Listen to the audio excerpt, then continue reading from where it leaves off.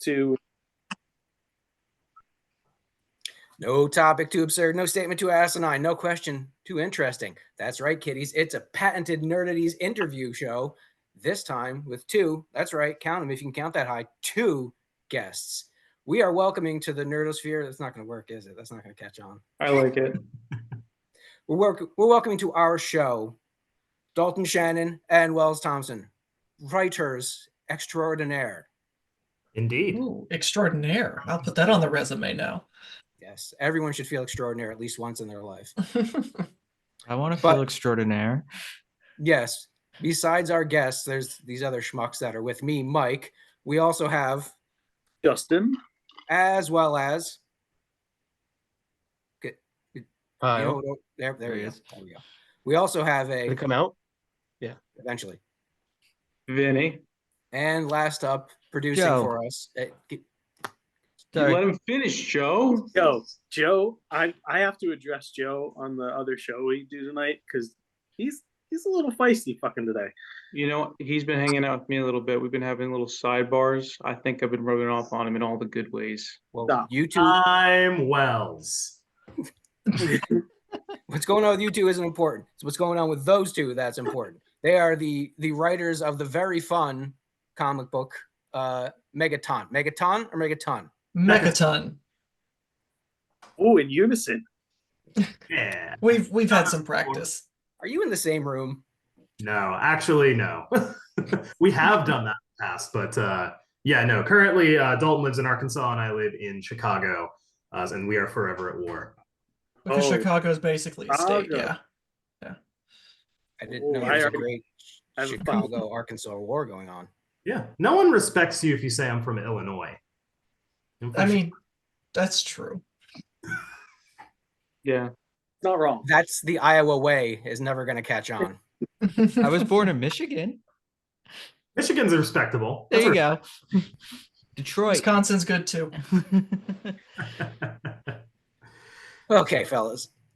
Let the folks know, because the group pretty much already knows what the story's about, but let the folks know what MechaTon is all about. Yeah, MechaTon is a science fiction, all ages comedy about a brother and sister that stumble across an alien glove that turns anything they punch into a mech, whether that's a hot dog cart or a house.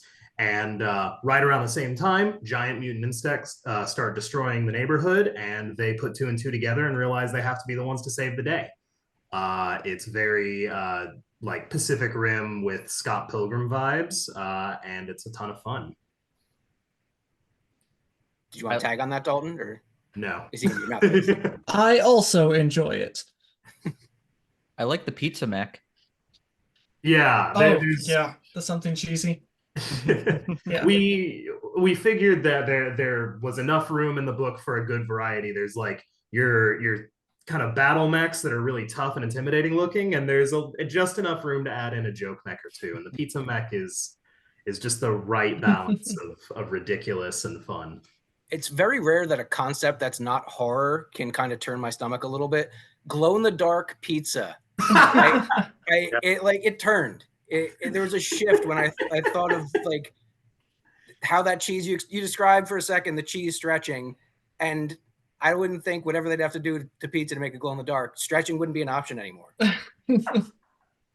I'll admit, I created glow in the dark pizza because I secretly want to eat glow in the dark pizza, but it is terrible for you. Don't eat that stuff. Pizza Hut, hit us up. We will spell out our ideas. Justin, Sounds could worse you than make that stuffed happen? There MechaTon glow in the dark pizza. might be a way. It only makes you a little sick.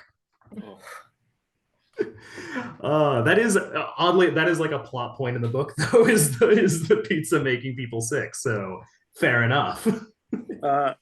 Yeah, as I was reading that, I was like, if they don't come back to this being a fucking thing that's gonna make people sick, I'm gonna be really, really disappointed. But you delivered, huh? Yes, Pizza delivered. like all pizza. Oh. Yes, correct. Just like Derek, we will deliver. Mm. We might deliver late, but we will deliver. So where I'm at now in the story, you have 4 versions of the mech. Do you have just a list of insane things you want to turn into mechs, or is it like issue by issue? You're like, I think we need a swan boat, maybe, and you could take that one. we we will. I'm going to take that one. Yes. No, I think we have our like highlight the big ones that we know we want to see, and then as we go issue by issue, I try and keep it as loose as possible. I don't like we have a skeleton, we plan ahead, we know kind of where the story is headed, but really fun things can crop up just in the interactions that you don't expect, and you can get weird opportunities. So like the workbench table that turns into a flamethrower, that was a completely on the spot decision. That was just like, this would be a lot of fun to do right now.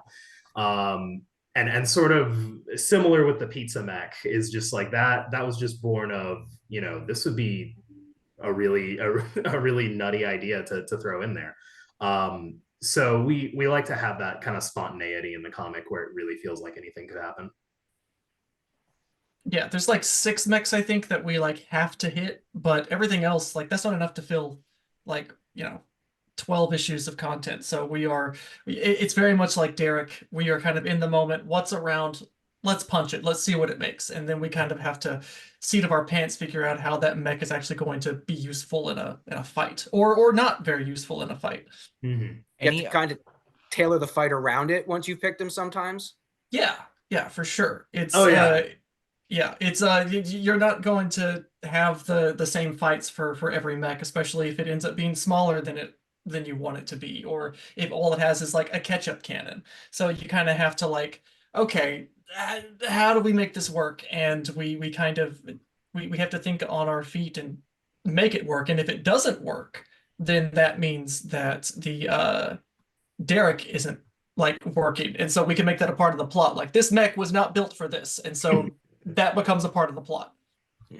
Yeah, the sort of the weaponry, like it's the core idea of what if we made a mech out of hot dog cart, and then okay, well, what weapons would that mech have? Well, some kind of like condiment cannon, an umbrella shield, like I think the brat busters or something like that is something that we considered. Like there were all these little, I wanted to make a joke about like stagnant cart water, but we couldn't fit in there. Like it's on the trading card. Try and figure out like what the logical weaponry of that mech would be, and we have a little bit of fun with that in the 4th issue, I think. It's about punching whatever's convenient, and there's a police car around, so they punch it and they're like, what's in here? It's like a donut duster or some kind of siren, or it's like there's a gun. I'm like, oh, that makes sense. That's the one thing I picked up early on, all the potential for destruction from the different things, and then the uselessness from others. Who had next? Absolutely. I was going to ask you, do you have any plans for any more food related mechs, like a mac and cheese mech or something? I'm not going to rule it out. Yeah, nothing is off the table, but we do tend to hit more inanimate objects. We tell you in the book, the first line is rule number 1: nothing is off the table. Yeah, but then it gets turned into rule number 4. So how important of a rule is it? Exactly. Important enough to be reiterated. You are asking the right questions. How does the glove work? Who cares? Because it does. It just does. Oh God. No, this book is an insane amount of fun to write and to create and to see come to life. And yeah, I love having these conversations like at conventions and with fans, because it's always just so much fun. How long have you been working on the books? Was it first Kickstarter was 21, right? 20, yeah, I think it was early 21. 21, yeah. We've been working on the book for a while. I mean, the germ of the idea is like over a decade old, but this particular iteration launched on Kickstarter in 2021, and we've been able to pump out 5 issues since then, and got quite a few more in the can to keep publishing. Yeah. Am I going to cut anybody off? No, not at all. I was going to say something, but you look like you're about to. You can go. I've been monopolizing. Do you guys have it completely planned out? Like, do you know how you want it to end? Yes. So like we know how we want Don't it. spoil the ending. No. I always like to know because it's fun, right? Yeah, no, A I lot think of things we out there. I think we talked about like kind of when the first idea was first germinated, like he said, like when we were first sort of coming up with the idea, we asked, or Dalton was like, "What is the logical endpoint of this?" And then he was like, "Oh, it would be X." And as soon as I heard that, I was like, we're making this. This is so good." Yeah. We have like all the broad arcs kind of laid out, Yeah. and we know where we want the book to end, but we don't have everything like beat by beat plotted out. We have a rough structure in mind so that we can kind of keep it loose, keep it fast, and kind of zig and zag when we need to. But no, we know where we're going. We just may take a few detours before we get there. For Not sure. rushing to the finish line anytime soon. Just letting it happen. Letting it unfold as naturally as it can. Mm-hmm. There's also like there's this version of the story that we've been really excited about. We've been planning for a long time, which is sort of the very, if you've read through it, it's not as like Saturday morning cartoon episodic as you would expect it to be. But there is also that sort of episodic nature to it where we could do like a mech of the week, a monster of the week kind of deal.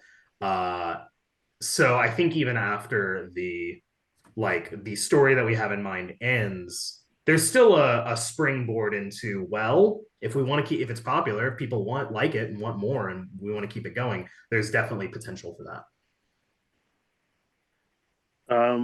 Kyle's audio sucks, so he's got some questions and I'm going to ask them. He wants to know, is this your first team up? No. Officially, yes, I would think. No. Well, no, Dread came out in 2020. That's right, but yeah, we did Dread before we did this. So we made a horror anthology called Descent into Dread that was published through Caliber Comics. And then before that, we were working on a script for a graphic novel together, and that was our first collaboration. So yeah, we've been working together for a number of years now. And this was like kind of our third big project that we started. Has it been 10 years yet? I swear to God, if it's been 10 years already. No. I mean, since we've met each other, yeah, but not since we've been working together. Okay, thank God. It flies and it never stops. just keep looking forward. I spent too much time looking back. So we have a comic ourselves.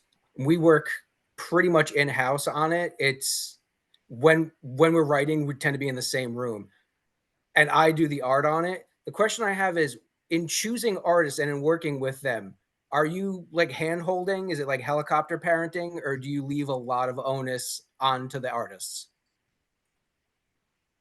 I think helicopter parenting an artist is one of the more stifling ways to have a collaboration.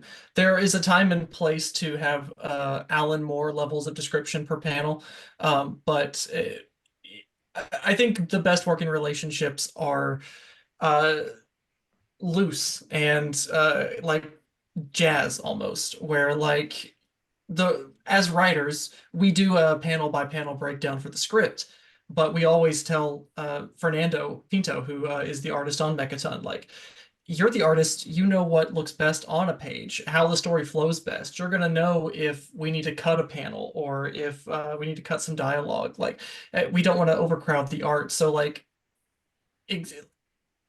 executive decision kind of falls to the artist at that point, unless, and it's happened maybe one or two times, where there's something in the art that absolutely has to change for it to like make sense or something. Nando has final say on what that page looks like, and the collaboration with him back and forth has made this book way more energetic than it ever would have been from just our words on a page. Yeah, for sure. We're not to toot our horn or anything. We're pretty good writers, we're all right. I think we do a good job sort of conveying the purpose of every panel and like what it does for the story and what it does for the page without being too helicoptery. And yeah, most of the time that we get, you know, subtle perspective changes or page layout page like changes, it's usually for the better. And yeah, we very much are open to and encourage that kind of ownership of the material. You know, we don't at least I don't want to have a comic where it's literally just like me with an iron grip controlling every single thing. If for no other reason than because I'm gonna mess up at some point. No one's else to blame for it. Those could be very stilted comics at the end of the day sometimes. Kyle also would like to know, how do you navigate working from different states? So the four of us are cousins, and Joe's my like. You all look exactly the same. I just want to throw that out there. Joe is my like longest friend on the planet. I've known him for 30 something years now. Yeah, it's gonna be almost 40 soon. Yeah. Oh God. But like we're all within like driving distance when we have to get together to like really write. Kyle would like to know what's your secret? What's your distance relationship stuff here? It helps being in the same time zone. It does. That's very nice. We used to live close enough to each other we could visit every now and then and like brainstorm ideas and hash stuff out. Weekend retreats. Yeah. Most of the time those are really good for like coming up with new ideas or like busting through roadblocks, you know, stuff that's come up that we can't really get around. Those are usually really bad for like productive writing, at least for it doesn't happen. Like you don't wind up actually putting words on a page. You just wind up, you know, drinking too much and and joking around.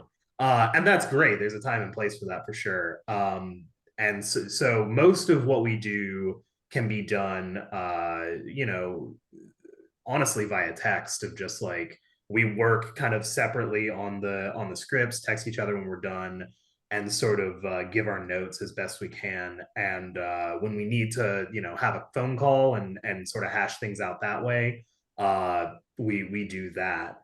But yeah, it's, you know, it's something that we've just kind of learned and adapted to and dealing with.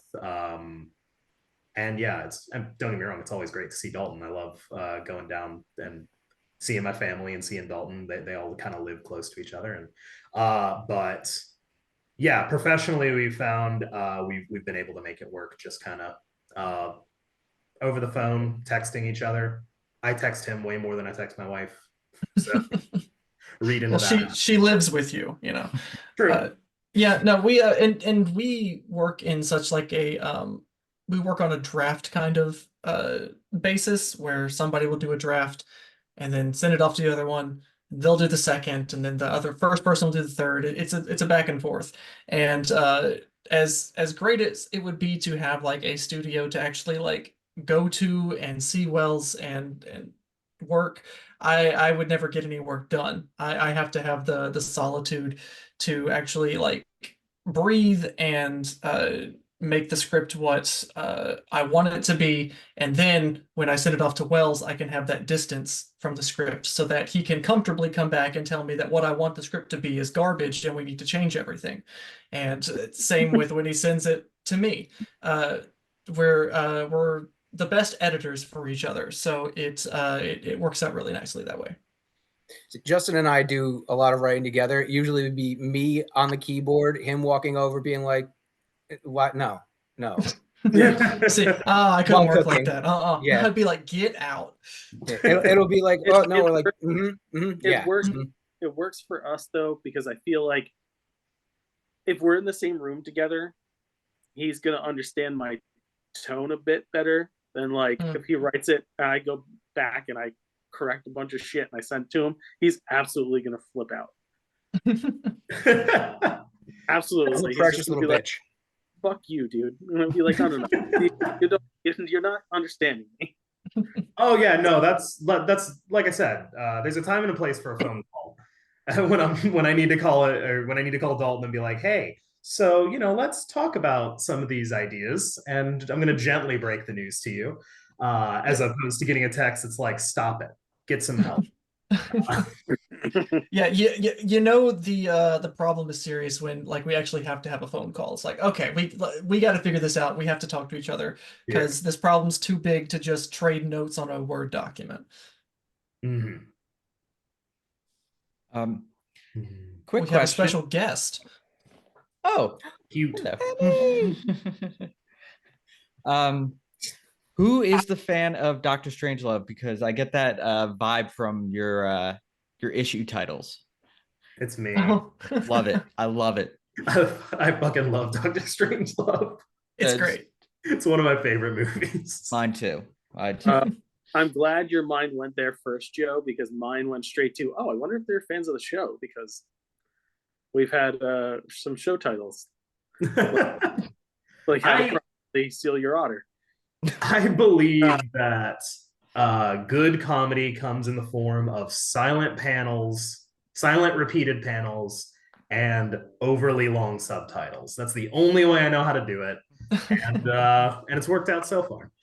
I will be honest, when the very first issue was written all those ages ago, the subtitle was still super long. I think it's the same exact subtitle we have for issue 1. The first issue is remarkably similar to like the very first issue you wrote of it back in the day. But I distinctly remember the overly long subtitle being inspired by pop punk bands and like Panic at the Disco or My Chemical Romance, like Fall Out Boy, like all the Holy Trinity. That's where my inspiration came from, and then Doctor Strangelove came later. But love it. Gentlemen, fandoms. There's some stuff that's hinted at in the book, of course, but what do we sink our teeth into when we're not writing? What's the go-to, like, this is my Zen stuff? Zen. Or what's your religion is the way I look at it. For me, it's I'm a Star Wars Pastafarianism. For Dalton, it's for sure like Grant Morrison era Superman and Batman and Swamp Thing. Morrison. I mean, I'm a bread and butter kind of superhero guy, but I also love tokusatsu, like Ultraman and Godzilla. Video games, Metroid, Castlevania. Those are my bag. The most zen I get is reading a Grant Morrison comic, though. Wells is correct. In terms of fandoms, as much as it pains me because there's a stigma attached to it, I'm a massive Dark Souls fanboy. For shame. I'm not the hardest game ever. I'm not gonna tell you to get good, but I do think it's a beautiful game, and it's one of my favorites of all time. And that's from Dark Souls and Bloodborne and Sekiro and Elden Ring, and not Dark Souls 2. I think it's just like some of the best games ever made, and has some of the most interesting storytelling in any game. And I think it's worth cracking your teeth on, and you will over and over again. But also, like, big Song of Ice and Fire fan, Game of Thrones. Hold on, I gotta interrupt you for a second. How do you feel about House of the Dragon? I love it. Thought it was great. I fucking look. It's good. Don't get me wrong, but you can't root for anybody. Yeah, I love that in media. I love when characters are like meaty and complex and difficult to root for. That's what I loved about like season 4 of Game of Thrones. The fight between Brienne of Tarth and the Hound is one of the best moments in the show, because you're just tearing your hair out. Who do I who do I side with here? It's so I actually another thing I'll go into another sort of fandom that I've been reluctantly a part of is The Last of Us. I love that game, and I have opinions on that game that get me yelled at a lot because I'm like, yeah, Joel Miller is the bad guy, and I love him. Like I'm very like I empathize with him. I like being in his shoes. I love playing that game, but like he made bad, selfish decisions. And yeah, he's kind of the bad guy of the story. You're not It is wrong. one of the greatest moral dilemmas ever. Like, can you watch this person that you reluctantly attached yourself to get killed for the greater good? Oh, and apparently he couldn't. It's heartbreaking and it's extremely difficult. And I don't begrudge anyone. I don't begrudge him. I don't begrudge anyone for saying that they would do the same thing. But like you have to take with that, like, yeah, he's the villain of the story. And that's cool. That's interesting. I love that. But also unironically, I'll root for Rhaenyra any day of the week. So she's fine, but does she really need Daemon? Yes. Yeah. No. Daemon is a fucking awesome character. I love him as a character. Fucking douchebag. Oh yeah, no, but that's what makes him great. Again, that's what makes him delicious. I love it. She was the closest thing on that show to being like, yeah, I could get behind this person. And then she does shit, and you're like, no, see, now I hate everybody again. Yeah, I think I disagree with Melisandre's take that an onion black with rot is a rot, or a half an onion half black with rot is a rotten onion. Like, no, you can take the good and the bad, and you should, because no one is all good and no one is all bad. It's a valid point. It's like a wise man said: you take the good, you take the bad, you take them both, and then there you have the facts of life. Yeah, exactly. Facts of life. Life facts here that you bring them up. We are from New Jersey, the uncrowned pizza capital of the world. Uncrowned. Yeah, probably deservedly so. It's Jersey. Turning off my webcam so you can't see. Fair. Fair. Jersey's got a bad rap. It's fine, but the pizza is delicious. Sure. Wells, you come from the Chicagoland. Yes. So I'm sure that you are a defender of the Chicago style. Plot twist, I am not. No, it's good. It's good. Don't get me wrong. All pizza's good pizza. But if you give me the choice, yeah, I'm probably going to take New York style. Hey, my man. Dalton, I'd ask you, but do they have pizza where you're from? Like, is that a... What's pizza? I've been confused this whole time. It's like wait. Are those the frozen things at Walmart? Yes. Yeah. Okay. Killing me. Helios. Arkansas has really good pizza. It's just not unique in any way, shape, or form. Yeah. No. A lot of chains down here. Yeah, that happens out there. Huh? Mm-hmm. Arkansas's full of chains, and desperately wants to pretend that it isn't. Okay, chain restaurants across the board, except a couple of really good like Indian restaurants from like first generation Indian immigrants that are so good. Yeah, that's good. Still some of the best I've ever had.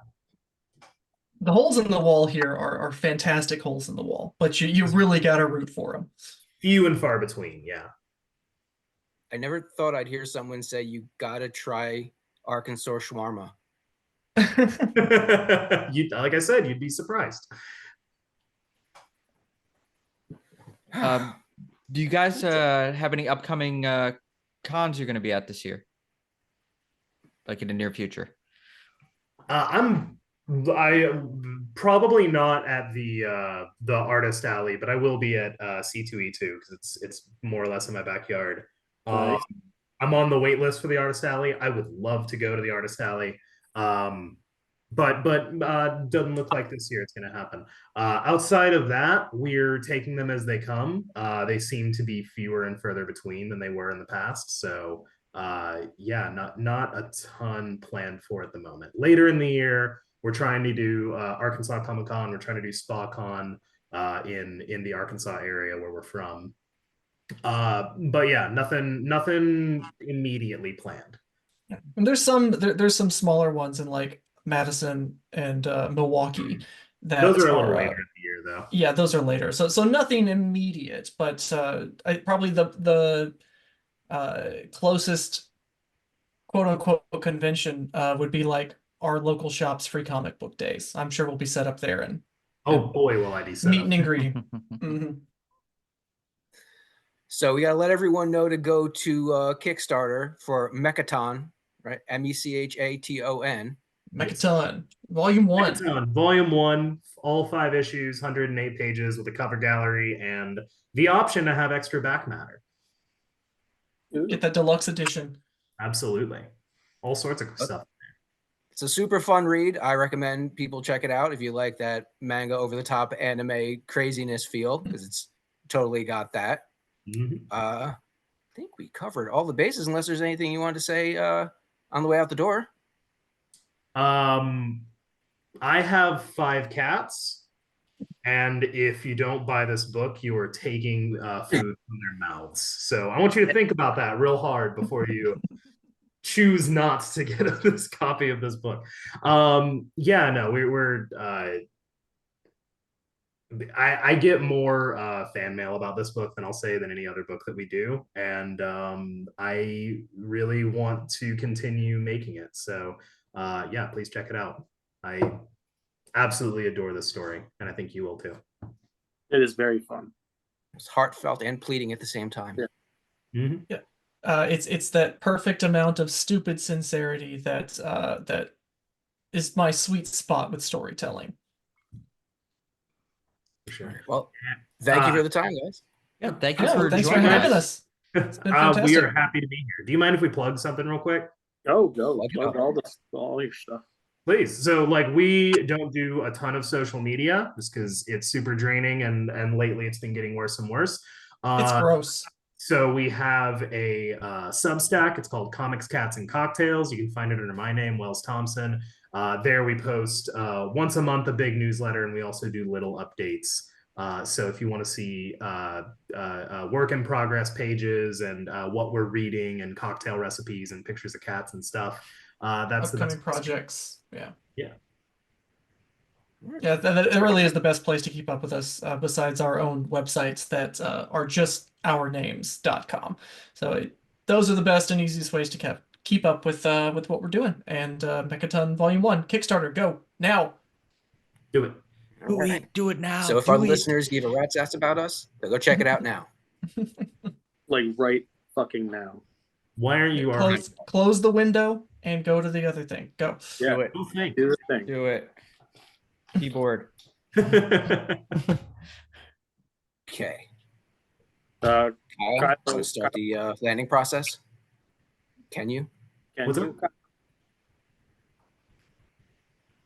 Nope. No, I don't think you can. So I'm going to do it for Kyle. Well, Yeah. Never mind. Great interview, you guys. No, thanks for having us. It's been fun. You know, our spiel, facebook.com/nerdaties, @nerdaties on Twitter, unfortunately.